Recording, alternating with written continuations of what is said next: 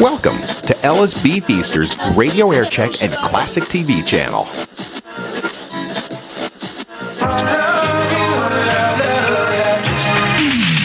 News now on the top of the hour.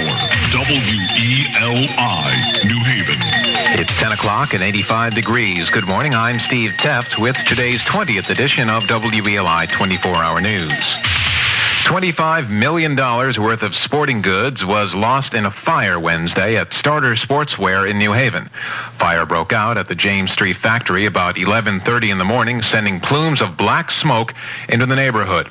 The third floor was completely gutted in the fire that took all the resources of the local fire department.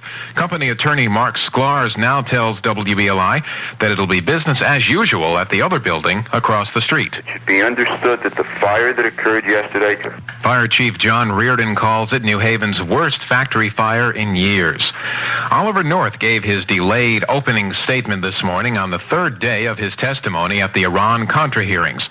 This is the statement North wanted to give on Tuesday, but was not allowed to do so. These committee hearings will show that... North also complained that Congress is acting as both the player and the umpire in the investigation of the entire arms deal. President Reagan's visit to New Britain Wednesday drew a crowd of 35,000 people to the downtown area.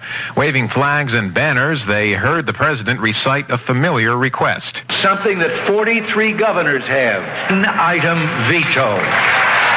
Among the Reagan supporters in the crowd was a group called Connecticut Collegiate Republicans, group member Steve Gathings of Hamden. We came up to support of it. Not all those there loved the president's speech, though. Valeska Januvis of West Hartford. I couldn't hear it too well, but...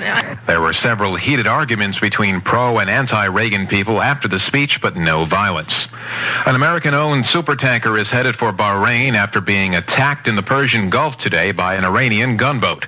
The grenades fired by the gunboat set the tanker on fire, but there are no reports of any injuries. Thomas Castano, a spokesman for the company that owns the tanker, says he was worried about something like this. We just knew that it was...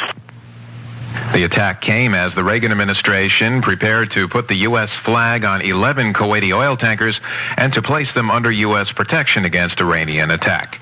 WELI News Time, 10:03.